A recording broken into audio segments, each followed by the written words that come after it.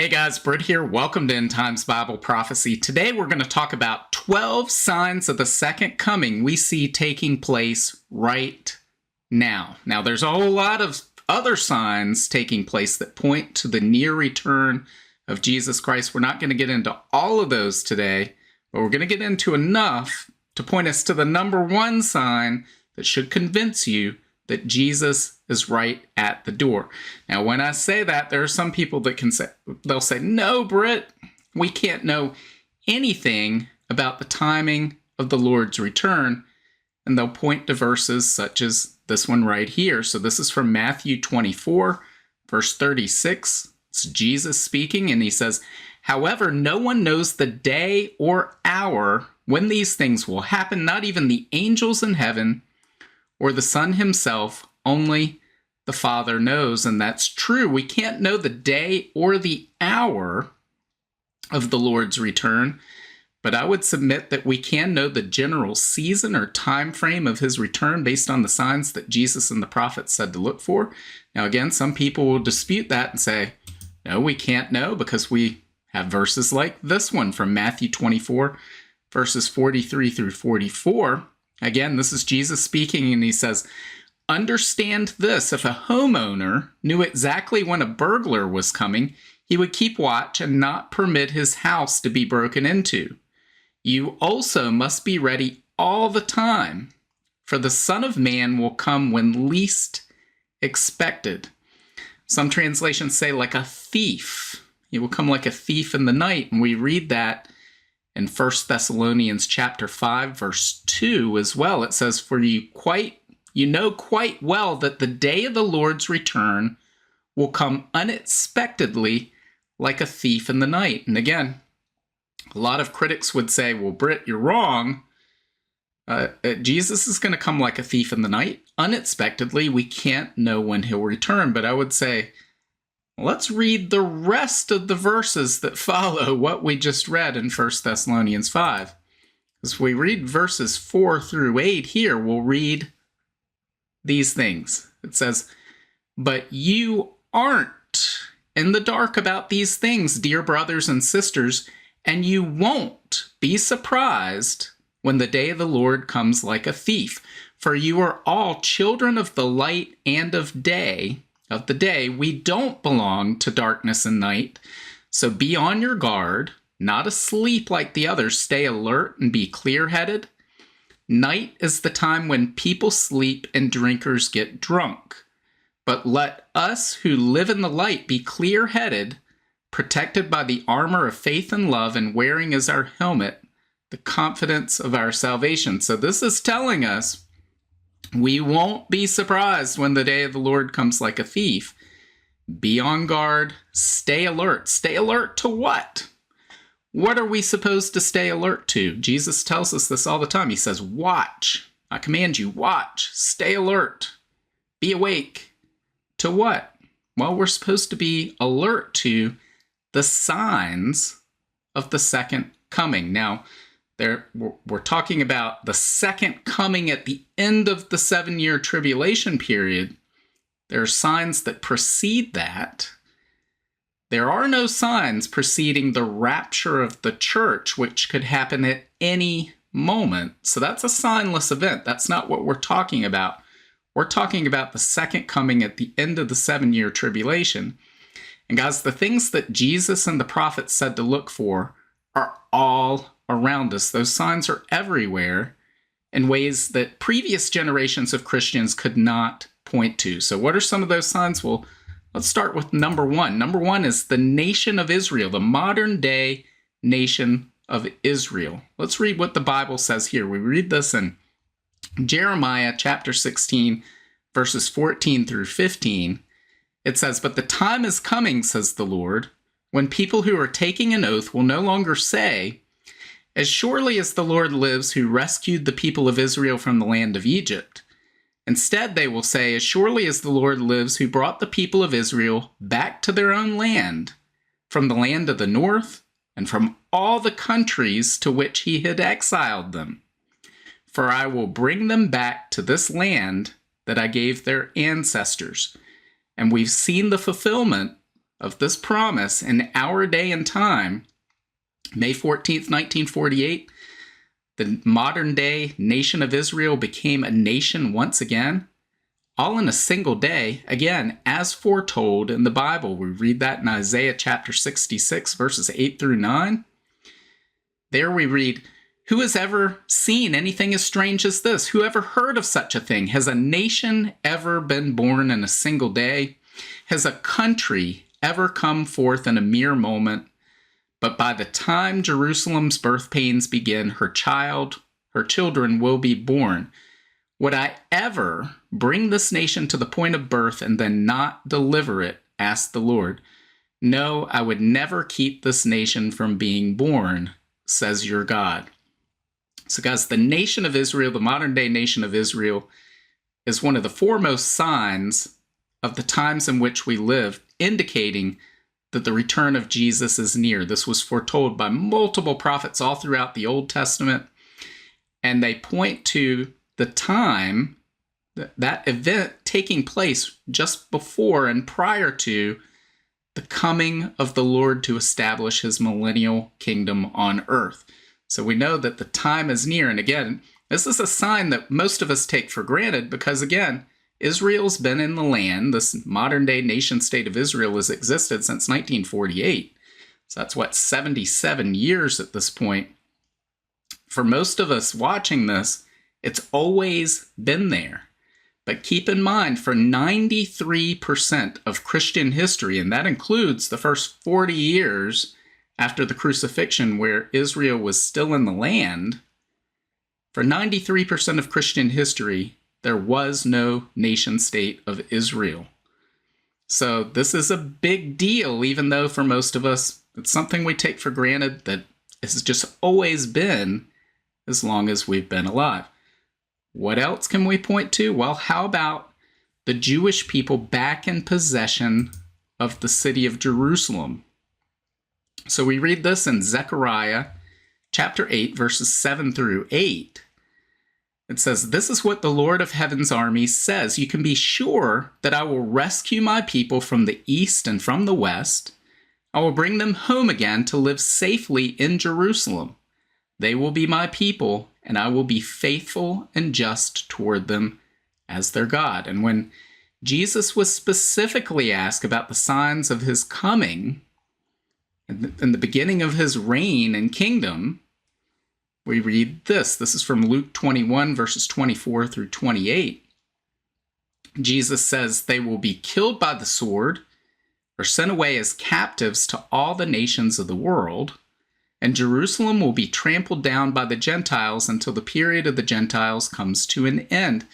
We saw this fulfilled, at least the first part of this, when Jerusalem was ransacked in the year 70. Titus and the Roman legions came in. They destroyed Jerusalem. They killed many by the sword and then carried everyone else off to be captives in the furthest corners of the Roman Empire. And Jesus said Jerusalem would be trampled down by the Gentiles, in other words, controlled by a series of Gentile rulers until the period of the Gentiles comes to an end. Well, in 1967, the Jewish people came back into possession of Jerusalem once again. And Jesus linked this to his coming. He said, "And there will be strange signs in the sun, moon, and stars, and here on earth the nations will be in turmoil, perplexed by the roaring seas and strange tides. People will be terrified at what they see coming upon the earth, for the powers in the heavens will be shaken. Then everyone will see the Son of Man coming on a cloud with power and great glory. So when all these things begin to happen, stand and look up, for your salvation is near." So Jesus is linking his coming, his glorious appearing at the end of the tribulation period, with the Jewish people coming back into possession of Jerusalem. What else does the Bible tell us? Well, it tells us that Jerusalem itself will play a preeminent role in the end times. We read in Zechariah chapter 12, verses 2 through 3, "I will make Jerusalem like an intoxicating drink that makes the nearby nations stagger when they send their armies to besiege Jerusalem and Judah. On that day I will make Jerusalem an immovable rock. All the nations that will gather against it to try to move it, but they will only hurt themselves. And other translations say, divide Jerusalem. Guys, what are we seeing in our day and time? Really, the center of current events, world affairs, is Jerusalem.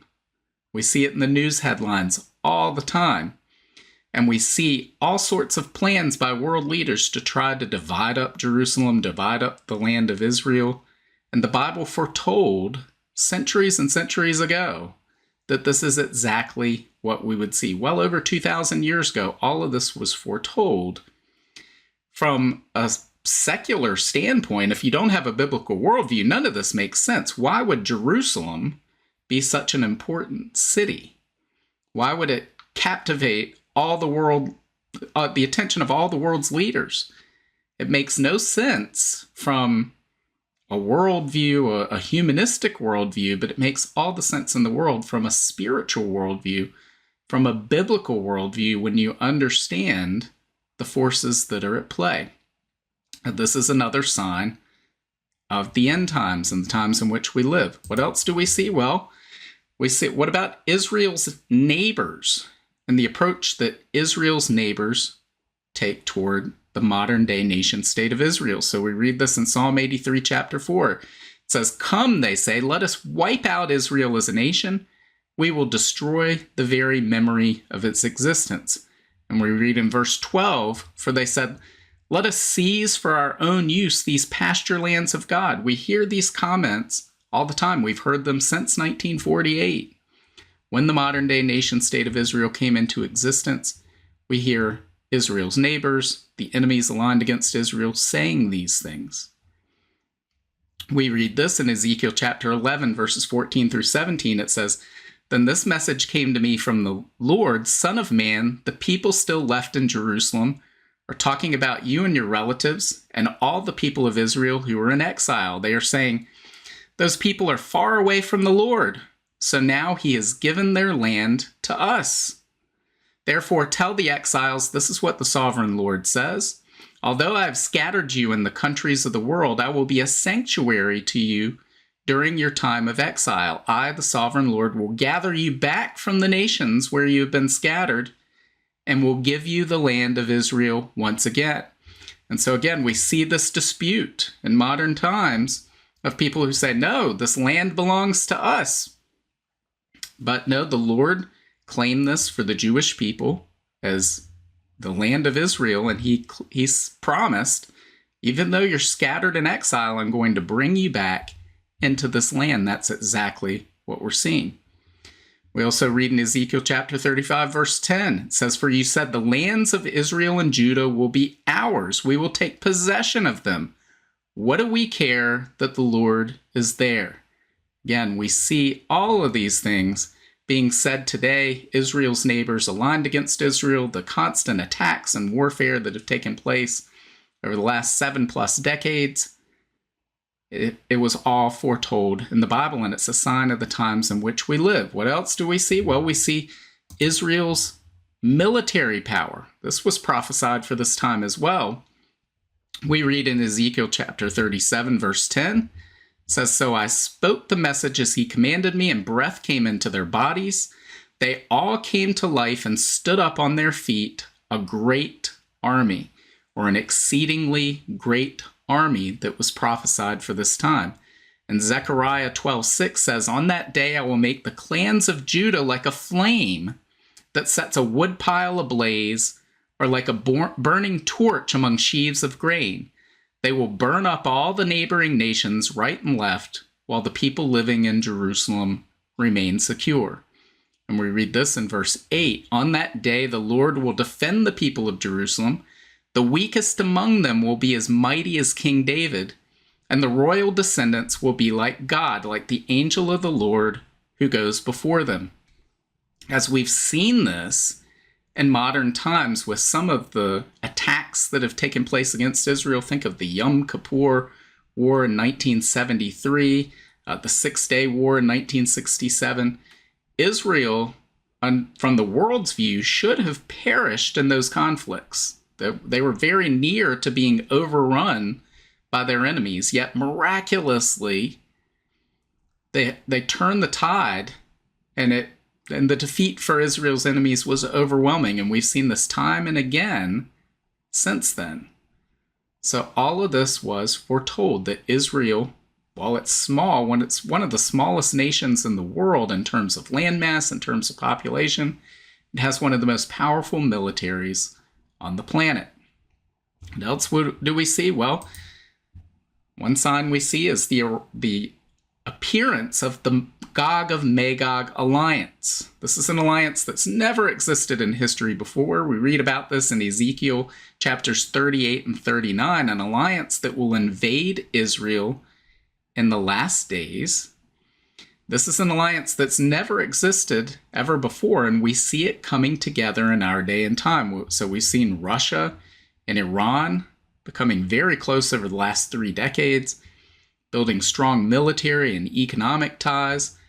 We've recently seen Turkey become involved with both of these nations and developing tighter relations with both of those nations, even though Turkey has been a member of NATO and has been really an ally of Israel for much of its modern existence up until recently, where their president and leader Erdogan has made comments that make it very clear he has disdain for Israel now. So the tide has turned in terms of Turkey. We see these nations in Africa right now, with Iran and Russia both having a military presence in these nations. We see countries like Afghanistan that even a few years ago, people would say, well, how is Afghanistan part of this alliance? Israel's greatest ally, the United States, occupies Afghanistan. How are they going to participate in this? Now we see the Taliban back in control of Afghanistan. And of course, they do not have a friendly stance toward the nation of Israel. So that's yet another sign we see. What's another sign we see? Well, the 7th sign we're going to talk about is a revived Roman Empire. So we read about this in Daniel chapter 2, verses 40 through 43, where a series of successive empires are being described based on a dream that King Nebuchadnezzar had back in ancient Babylon. And Daniel interprets this dream because he's given the meaning by the Lord. And he says, following that kingdom, there will be a 4th one. As strong as iron, that kingdom will smash and crush all previous empires, just as iron smashes and crushes everything it strikes. The feet and toes you saw were a combination of iron and baked clay, showing that this kingdom will be divided. Like iron mixed with clay, it will have some of the strength of iron, but while some parts of it will be as strong as iron, other parts will be as weak as clay. This mixture of iron and clay also shows that these kingdoms will try to strengthen themselves by forming alliances with each other through intermarriage, but they will not hold together, just as iron and clay do not mix. And then we read later in Daniel chapter 7, verses 23 through 25, says this 4th beast is the 4th world power that will rule the earth. It will be different from all the others. It will devour the whole world, trampling and crushing everything in its path. Its 10 horns, or 10 kings who will rule that empire. Then another king will arise, different from the other 10, who will subdue 3 of them. He will defy the Most High and oppress the holy people of the Most High. He will try to change their sacred festivals and laws, and they will be placed under his control for a time, times, and half a time, or 3.5 years. And this is a reference to the Antichrist, who is the king that will rise up from among those 10 kings, different from those other 10 kings. And this 4th world power, history shows us, based on the context of the other verses in chapter 7, that 4th empire was and is Rome. So ancient Rome will be revived in the end times in the form of a 10-nation alliance that fits the characteristics we read about in Daniel chapter 2. Today we see the European Union, which, other than being 10 kings or having 10 kings or being composed of 10 nations fits this exact description that we read about here. We see small nations, large nations trying to strengthen themselves by forming alliances through intermarriage. But they're like iron and clay. They're divided against themselves. We've seen this through Brexit. We've seen this with arguments over a common currency. We've seen this with arguments over a common fiscal policy. All sorts of issues that they're dealing with, most recently with Russia, Ukraine, and do we have a single voice in terms of foreign policy and how we act in the European Union? So we see all of the description, all the characteristics from Daniel chapter 2 in the European Union today, except it does not take the form of 10 kings or 10 nations. But in all likelihood, the European Union is a forerunner to that empire, which will, that again, the European Union includes Rome and the Italian peninsula, much of the geographical territories of ancient Rome today. So this looks to be a forerunner to this final empire that will appear in the last days and will only be destroyed by the second coming of Jesus Christ. How about number 8 sign? Well, we read in Daniel chapter 12, verse 4, this. It says, "But you, Daniel, keep this prophecy a secret. Seal up the book until the time of the end, when many will rush here and there, and knowledge will increase." We read in other translations, when travel and knowledge will increase. Now, there's 2 ways of interpreting this. I believe they're both correct. One would be when knowledge of the prophecies increases, knowledge of the scriptures increases, and people are going here and there, and knowledge about those things, they're going here and there through the scriptures, and knowledge is increasing. But also we see an explosion in secular travel and knowledge, not wisdom, throughout the world in recent times. To put it in perspective, let's think about the fastest that man could travel by land for centuries was horseback. That was the case up until 200-300 years ago, till steam power came along, the Industrial Revolution, then trains came along, and then jet airplanes, all of these things.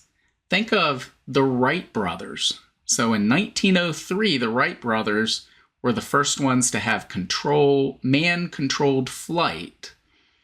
They flew, I don't know what it was, 100 yards and 50 seconds. It wasn't a very long time. It wasn't a very long distance. 66 years later, we have men on the moon. That is an increase in travel and knowledge, the likes of which we haven't seen. Look at what we see today in terms of all the knowledge that proliferates, all the information on the internet, through the computer age. It's unbelievable how many different, when you think about the libraries that existed at the time of Daniel, you can fit probably millions of such libraries on your phone today. And so we've seen just an explosion in travel and knowledge in our day and time. What other sign have we seen? Well, we see the mark of the beast system, the infrastructure for that being put in place right in front of our eyes. So this is from Revelation 13, verses 16 through 17. It says, "He required everyone, small and great, rich and poor, free and slave, to be given a mark on the right hand or on the forehead, and no one could buy or sell anything without that mark, which was either the name of the beast or the number representing his name." So it's commonly known as the mark of the beast, but think about this, the ability, no one could buy or sell anything without that mark. Prior to our generation, how was this possible outside of the supernatural? It was not possible, but now we see the foundation being laid for central bank digital currency, tokenized assets, digital IDs, trying to take all the real world assets and put them on a distributed ledger so that nothing could be bought or sold outside of this digital system that would be under the control of politicians and central bankers around the world. So we're seeing the mark of the beast system being put in place today. Doesn't mean that what we're seeing today is the mark of the beast system. That won't come until the tribulation period. But we're seeing a system put in place today indistinguishable in capability and function from the mark of the beast system, so that when the Antichrist arrives, it'll be there waiting for him. That's a sign, guys, of the times in which we live. What else do we see? Well, technology-wise, we see things like this, the ability for global broadcasting. So this is from Revelation chapter 11, verses 7 through 9. It's about the two witnesses that God sends to earth during the tribulation period. It says, when they complete their testimony, the beast that comes up out of the bottomless pit will declare war against them, and he will conquer them and kill them. And their bodies will lie in the main street of Jerusalem, the city that is figuratively called Sodom and Egypt, the city where their Lord was crucified. And for 3.5 days, all peoples, tribes, languages, and nations will stare at their bodies. No one will be allowed to bury them. So again, outside of the supernatural, think about how prior to our generation, prior to our day and time, was this possible for all the people of the world to stare at something happening in one street over the course of 3.5 days. It's impossible for the whole world to travel and pass by for 3.5 days.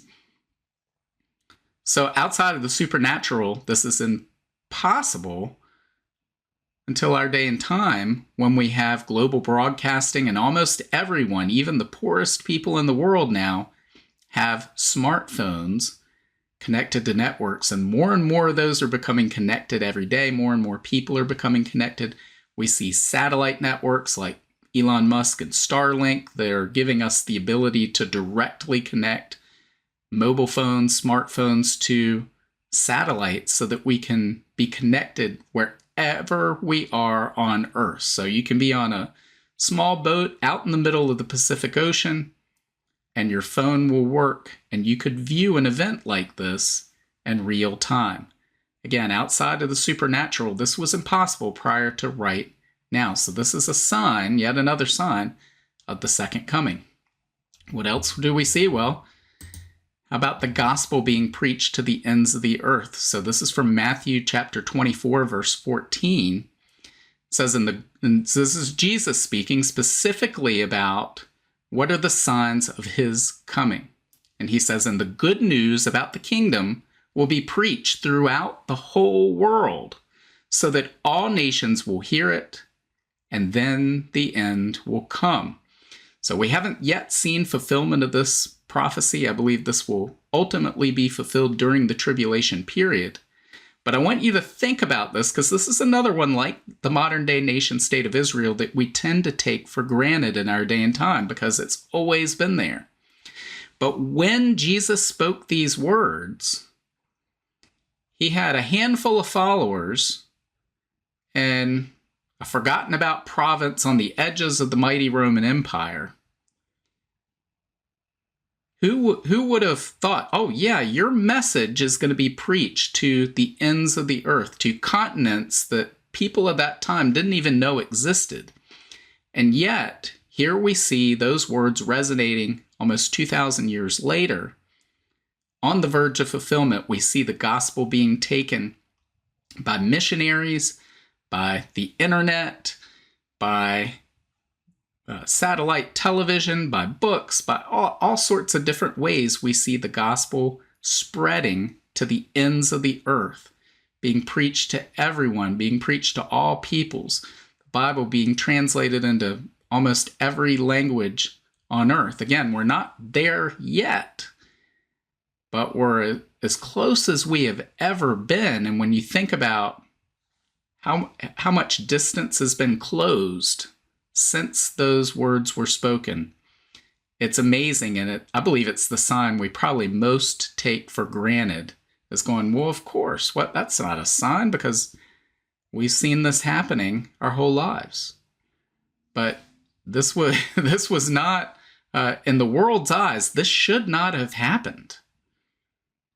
A carpenter with some fishermen as followers in this province nobody cares about, his message is going to go to the whole world.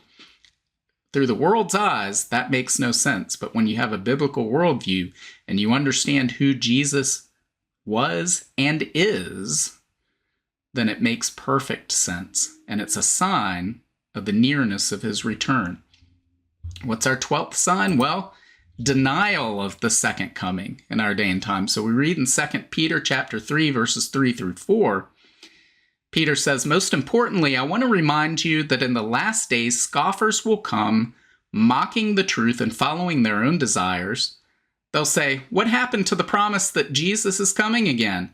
From before the times of our ancestors, everything has remained the same since the world was first created. As I know you probably hear this all the time. I've heard this all the time. Again, sometimes in Bible studies I've heard this, and people say, people have been saying that for years, that Jesus was coming back. What makes this time any different? Well, we just went over what makes our day and time so different. 200 years ago, 300 years ago, 500 years ago, 1,000 years ago, none of the signs, a big zero, none of the signs we just discussed were present for those Christians. Today, all of them are in our day and time for our generation. And Jesus said that is the number one indication that his return is near. We read this in Luke chapter 21, verse 28. We also read it in Mark chapter 13 and Matthew 24. He says, when all these things begin to happen, stand and look up, for your salvation is near. And we also read in those other chapters in Matthew 24 and Mark 13, when you begin to see all these things take place, know that I am right at the door. Jesus is telling us, I'm right at the door. The signs you see all around you indicate Jesus is at the door. He's coming back. He's coming back soon. That should fill you with hope and anticipation, because previous generations of Christians did not have these signs. We do. What does that mean? Well, again, it means Jesus is coming back, and it means we need to get busy telling others about the hope we have in Jesus Christ and why they so desperately need Jesus in their lives, why he is our Savior, because we're all sinners, and the Bible says the wages of sin is death. That means we're all bound for hell without Jesus, because sin in the presence of a holy God, that's unacceptable. The justice we deserve, the just punishment we deserve is death. But the good news is that while we were still sinners, Jesus died on the cross for us. He shed his blood as forgiveness so that we could have forgiveness of our sins. He paid the price. He paid the penalty of death for us. And then he rose in victory over death and the grave. Now he's seated at the right hand of the Father, preparing a place for those who love him. Guys, this is the good news. This is the gospel that we need to preach to the whole world, that there is hope in Jesus Christ. There is peace in Jesus Christ. There's reconciliation with God through Jesus Christ. He is the way, the truth, the life, and no one comes to the Father except through him. So make sure you're sharing the good news with as many people as possible with whatever time we have left, because guys, the signs are all around us that Jesus is coming back. So let me know what you think. Leave your comments below, and God willing, I'll see you tomorrow.